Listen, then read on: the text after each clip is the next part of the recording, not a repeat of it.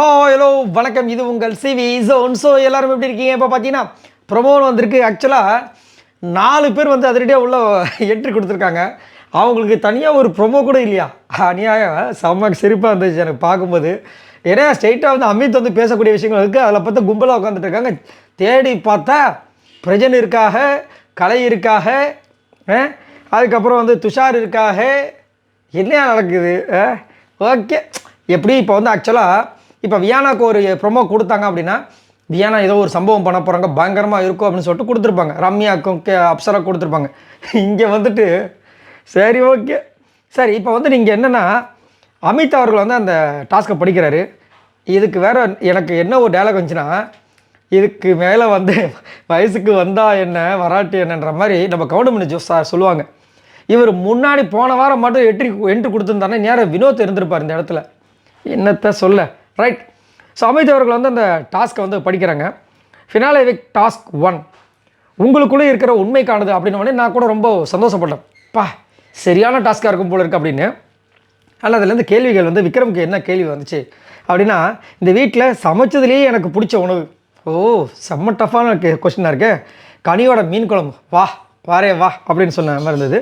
திவ்யாவுக்கு வந்துட்டு திவ்யா சொன்ன விஷயங்களை பார்த்தோன்னே இந்த பக்கம் வந்து பார்த்தீங்கன்னா வியானாவும் கெமியும் வந்து சிரித்த மூமெண்ட்டை பார்க்கும்போது கொஞ்சம் சந்தோஷமாக இருந்துச்சு. ஆனால் அது வந்து எடிட்டரோட வேலைன்றது நல்லாவே தெரிஞ்சுது. என்னென்னா, நானே என்னை நினச்சி ப்ரௌடாக ஃபீல் பண்ண தருணம் அவங்களுக்கு வந்தது. நீ கிளாரிட்டியாக பேசுகிற, நீ டேரிங்காக பேசுகிற, நீ நியாயமாக பேசுகிற அப்படின்னு சொல்லும்போது ஐ ஃபீல் ப்ரவுட் அப்படின்னு சொன்ன மாதிரி இருந்தது. அப்படின்னு யார் சொன்னது?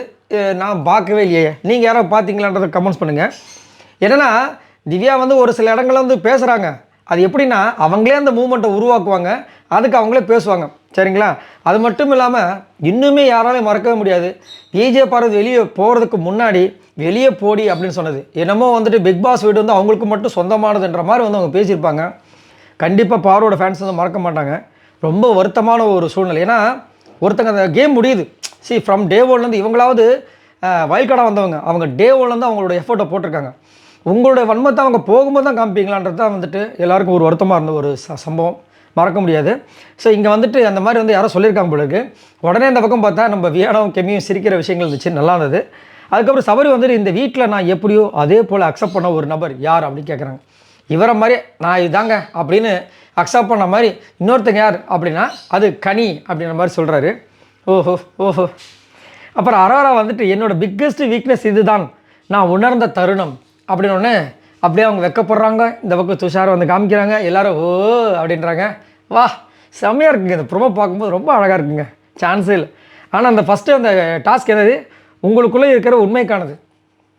சரி, இதை பற்றி உங்களோட கருத்துக்களை சொல்லுங்கள். பாய் நண்பர்களே.